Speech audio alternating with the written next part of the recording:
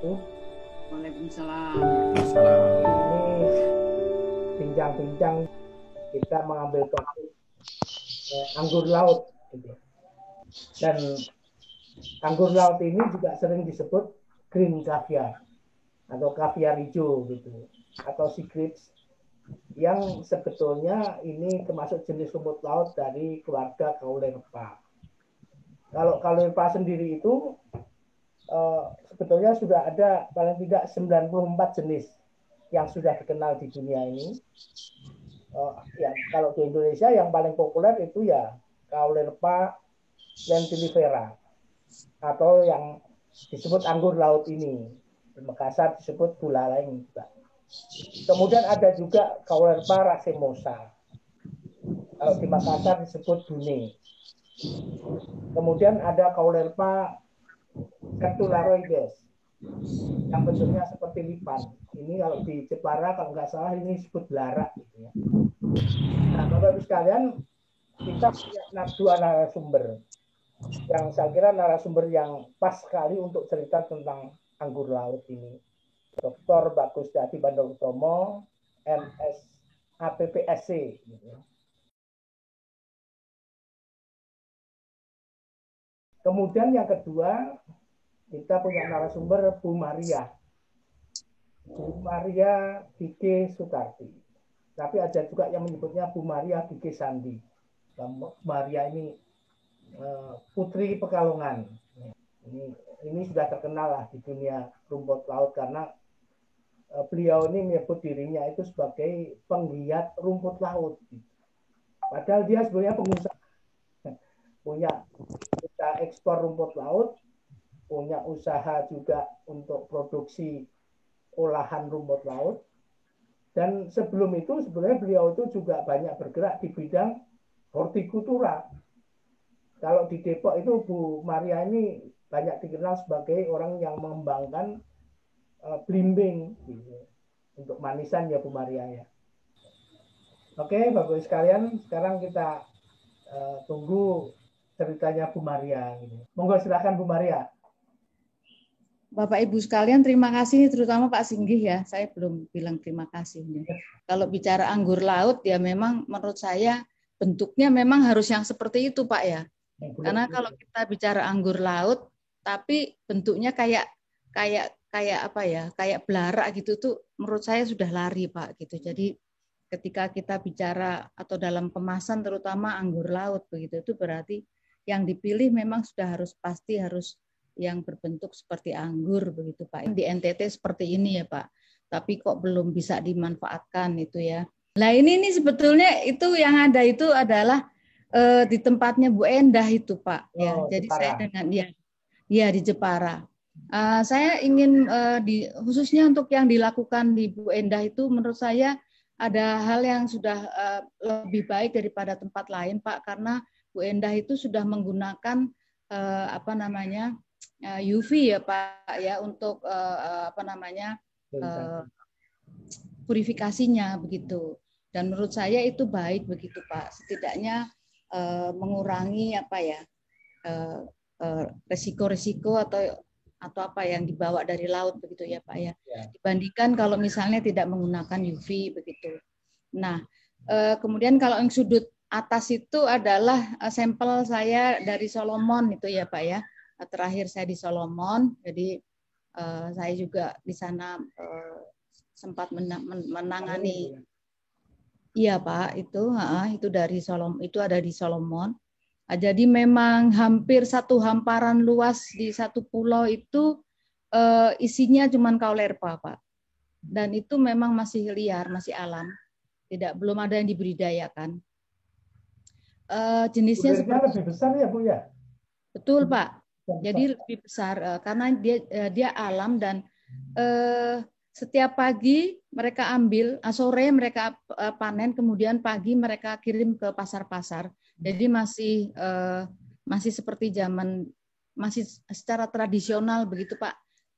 Ditaning-taning gitu ya di apa itu namanya? Ditaning-taning begitu satu undukan gitu, satu tandingan itu $10 begitu ya. Nah, itu juga sama dengan yang ada di Fiji juga. Jadi kalau di Fiji lain lagi, di Fiji selain di pasar tradisional malah sudah ada yang mengemas secara dengan baik begitu Pak ya, dalam botol begitu. Itu juga lumayan mahal begitu harganya. Itu $16 atau berapa saya lupa ya, atau $20 gitu. Ya, itu lumayan harganya. Nah, itu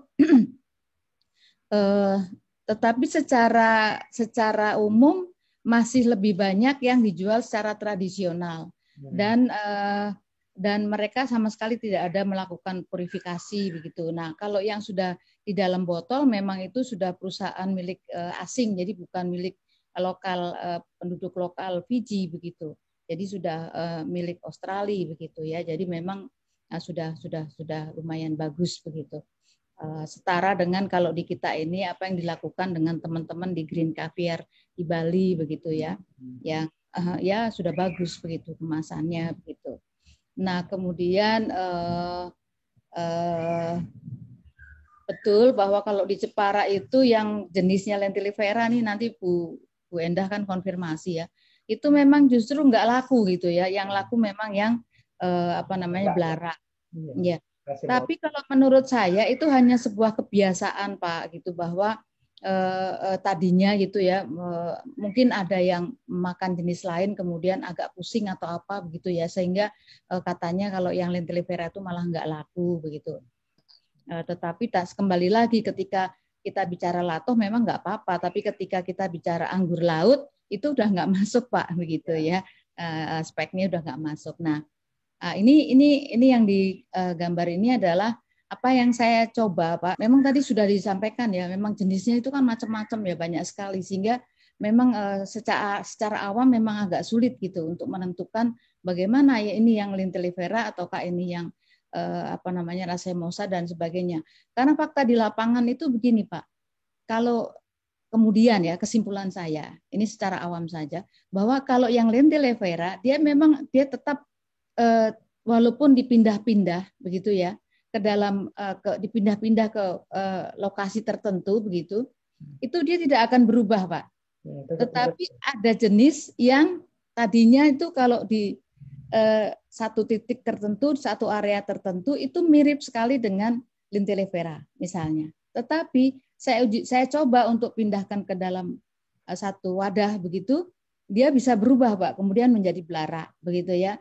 Atau saya juga mencoba memindahkan ketika saya ada di Karimun Jawa itu di sana itu tumbuh hampir 40 cm Pak, tinggi sekali gitu ya. Dan saya perhatikan memang dia dekat dengan satu pancuran air yang saya tanya ini air apa? Ternyata itu sumbernya adalah dari penduduk Pak, air penduduk. Berarti dia dapat asupan ya Pak ya, kiriman nutrisi atau apalah dari aliran air itu. Karena semakin jauh dia tidak bisa setinggi itu Pak, begitu. Kemudian saya coba pindahkan Pak. Saya pindahkan seperti yang ada di gambar itu, saya mencoba pindahkan, saya menggunakan dia itu bekas untuk ternak ini Pak, apa namanya tuh? Mutiara. Iya Pak, pocket ya. Jadi pocket. Nah, ternyata ketika saya pindahkan itu dia juga berubah Pak. Artinya dia tidak bisa sebesar atau sepanjang 40 cm itu, gitu ya. Artinya di sini yang saya ingin sampaikan bahwa dia sangat dipengaruhi oleh habitat gitu ya Pak ya. Kemudian saya juga mencoba karena kenapa saya mencoba untuk membuat yang saya tanam dengan pocket ini dan kemudian saya gunakan di apa namanya itu ya? Keramba. Iya keramba begitu ya. Saya coba begitu. Tolerpa yang dibudidayakan di tambak gitu ya, walaupun yang sudah digunakan sudah dipurifikasi menggunakan UV seperti di tempatnya Bu Endah begitu ya, tapi dia tetap masih terasa lumpurnya begitu Pak. Nah sehingga ini yang sebetulnya agak sedikit mengganggu begitu ya. Saya coba bagaimana kalau misalnya kita tanam di laut begitu. Apakah ada perubahan? Ternyata juga yang saya ambil dari tambak dan kemudian saya coba kembangkan saya tanam dengan menggunakan pocket dan di keramba begitu. Dia juga memang berubah lagi, Pak. Berubah lagi rasanya begitu ya. Rasa dan besarannya begitu, Pak. Nah, jadi tetapi dia otomatis hilang rasa ininya, Pak. Rasa lumpurnya, bau lumpurnya. Jadi kalau ternyata sama dengan bandeng nih, Pak. Bandeng tambak dengan bandeng laut begitu ya. Ternyata memang seperti itu. Jadi memang betul dia sangat dipengaruhi oleh lingkungan begitu, Pak. Tetapi untuk yang lentilivera, yang anggur laut atau green caviar ini, dia tetap, Pak, walaupun kita pindahkan kemana, dia butirannya itu konsisten begitu, hanya agak lebih besar atau dia kecil-kecil sekali begitu ya. Tetapi betul-betul masih menyerupai anggur begitu, Pak. Nah itu karena kan kebutuhan anggur lautnya ini tinggi, Pak, dibandingkan dengan yang lain begitu ya. Nah sehingga saya mencoba mencari bagaimana sih yang paling mudah begitu ya untuk di lapangan begitu ya. Nah kalau ini apa yang ada di Okinawa ya, Pak ya, ini tentu sudah modern ya, sudah sangat modern begitu ya. Jadi kurang lebih sebetulnya sama begitu, hanya mereka menggunakan paranet, Bu. Paranet, dia betul. Nah, jadi itu dia kalau di sana kan diatur ya, Pak. Ini saya membaca artikel mereka sih, Pak. Artinya karena kebetulan ada anak saya yang fasih berbahasa Jepang begitu, saya minta diterjemahkan begitu. Jadi memang paranet tadi fungsinya untuk mengatur suhu udara di sana begitu, Pak, dengan pengaturan misalnya yang umur sekian yang baru dipindahkan dari laut itu dengan suhu dengan cahaya yang demikian begitu, Pak, dan ternyata itu menghasilkan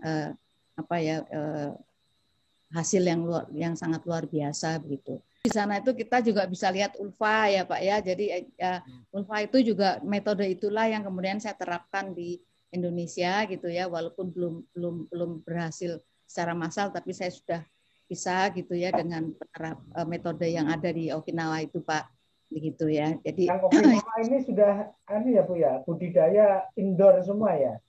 Apa itu, Pak? Di dalam ruangan semua ya. Untuk kolerpa, Pak? Ya. Iya, kalau kolerpa ya dia bibitnya tetap ada dari laut, Pak, gitu. Ya. Tetapi kemudian dikembangkan atau dibudidayakan sudah di bawah tadi, Pak.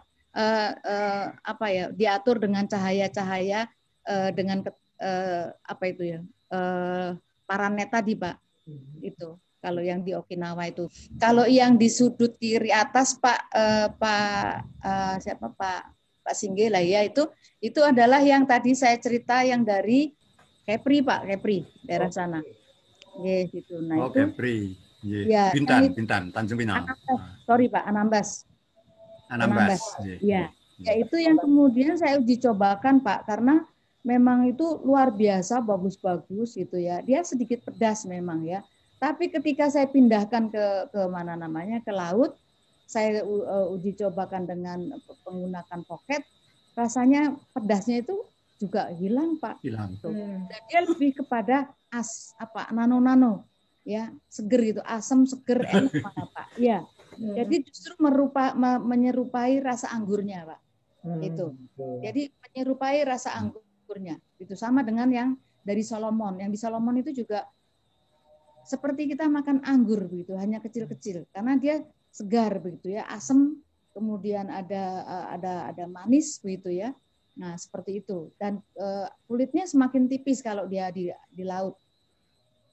Kalau dia kalau menggunakan keramba tadi dengan arus yang sama ya dengan keramba untuk ikan dan sebagainya begitu.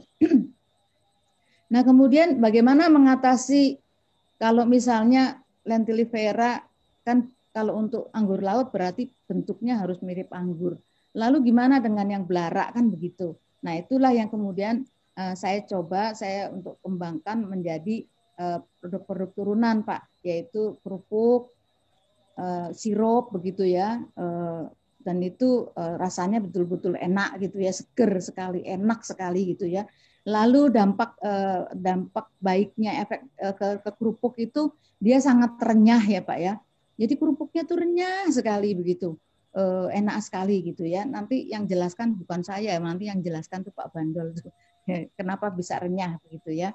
Nah, kemudian kalau untuk kosmetik, kalau saya yang di atas kanan itu adalah sabun, itu saya membuat di Kepulauan Seribu, kita ambil Kaulerpa di sekitar sana begitu, dan itu warnanya itu warna asli gitu ya, jadi tidak menggunakan pewarnaan yang lain, itu warnanya betul-betul warna dari latoh itu sendiri. Kerupuknya juga sama, sirupnya juga sama, jadi tidak menggunakan pewarna tambahan ya itu. Nah kemudian itu kerupuknya tuh Pak, kerupuknya yang dari tempatnya Bu Endah itu di sana itu.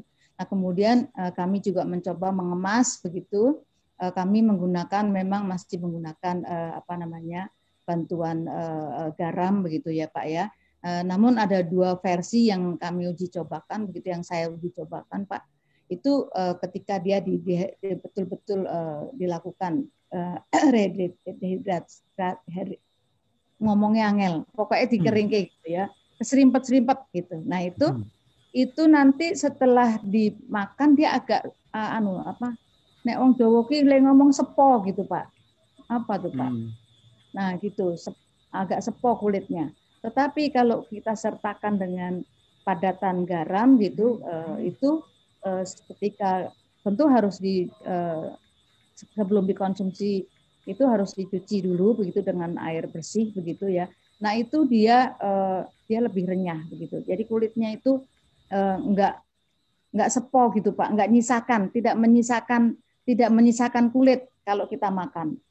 Cerita dong tentang yang sehat dan cantik bersama anggur laut itu. Jadi gini Pak, saya ini pengalaman begitu ya Pak ya, ini bahwa bahkan Pak Menteri Pak Edi itu juga ternyata beliau sudah tahu bahwa ada efek ke depan ya Pak ya untuk bapak-bapak. Nah itu, jadi memang ya sehat gitu Pak. Jadi kan itu ditanya kok cantik apa yang cowok-cowok juga jadi cantik. Saya bilang enggak, cowoknya itu ikut yang sehat. Jadi sehat. Jadi yang pria itu sehat, yang wanita itu cantik. Kemudian kalau untuk saya sendiri pengalaman tuh kalau jalan itu apa Pak? Saya ini namanya orang di laut itu paling nggak bisa nolak kalau dikasih misalnya dikasih lobster, dikasih udang, dikasih tude, dikasih macam-macam gitu tuh pasti saya makan. Tapi kan malamnya gremet-gremet itu Pak. Nah, saya langsung malam-malam itu juga saya makan latoh itu Pak gitu. Nah, itu yang saya rasakan pertama adalah apa yang ada di leher saya itu turun semua Pak. Jadi tadinya itu agak-agak ngeleler-ngeleler itu turun semua. Jadi bersih. Jadi saya pikir itu tentu yang ada di dalam perut saya juga larut begitu ya. Nah, dan terbukti saya besok paginya seger lagi makan tude lagi gitu Pak. Makan makan yang lain-lain lagi karena emang teman-teman pasti udah nyiapkan gitu Pak. Nah, itu salah satunya ya. Kemudian ya tadi Pak bahwa kandungan Kaulerpa yang demikian tinggi ya menurut saya itu memang baik untuk kesehatan. Ya kalau orang sehat ya pastinya cantik kan gitu Pak ya. Jadi memang betul bahwa mengkonsumsi rumput laut khususnya itu dalam hal ini adalah Kaulerpa ya tadi yang pria-pria sehat-sehat, yang wanita-wanita pasti cantik-cantik. Dan satu hal lagi tetap Pak kata kuncinya Kaulerpa itu baik untuk mata pencaharian. Yang penting kalau saya adalah melihat proses dari yang contoh dilakukan oleh Bu Endah di Jepara menggunakan UV dan kemudian kami menggunakan garam yang baik begitu yang tidak beriodium begitu ya Pak ya, tapi bersih begitu, asal garamnya juga kita harus tahu begitu, kemudian mengemas secara baik. Bagi kami itu sudah cukup Pak gitu. Bu Maria, yang masker tadi loh Bu. Maskernya ini tidak hanya untuk wanita gitu Pak. Dan lucunya ini saya bersaksi ya Pak, yang membeli ke saya itu banyak bapak-bapak loh Pak. Karena sebenarnya masker ini bukan untuk apa ya Pak, itu untuk kesehatan, betul-betul untuk kesehatan. Jadi yang beli banyak kok, kalau ibu-ibu belinya cuma 6 saset Pak. Kalau bapak-bapak belinya 20 gitu ya Pak. Ya gitu. Jadi ya karena memang sebenarnya enak digunakan ya kan. Itu beli ini ibu-ibu itu. Oh gitu. Ya saya itu pengalamannya Pak Bandol. Nggak ada efek sampingnya, Bu. Nggak ada efek sampingnya. Ya, jadi efek tengah. Efek depan, Pak. Itu makanya. Jadi memang maskernya karena bahkan bule orang Bali begitu itu senang Pak pakai itu gitu ya. Dia bilang ini cocok untuk saya. Orang bule, orang dari Kanada Pak, itu cocok ya. Bahkan ada yang dari Jerman juga bilang cocok gitu Pak. Jadi ya karena dia tahu itu non chemical sehingga dia ngerasa udah aman. Dia cuma tanya bagaimana kamu proses menyiapkan kolerpanya dari mulai pemanenan dan sebagainya. Kemudian saya ceritakan, kemudian dia ngerasa ya udah itu aman gitu. Karena memang tidak ada chemicalnya. Berarti tadi masker cocok juga untuk bapak-bapak ya? Betul Pak. Itu aja Pak Singgi. Terus Pak Singgi.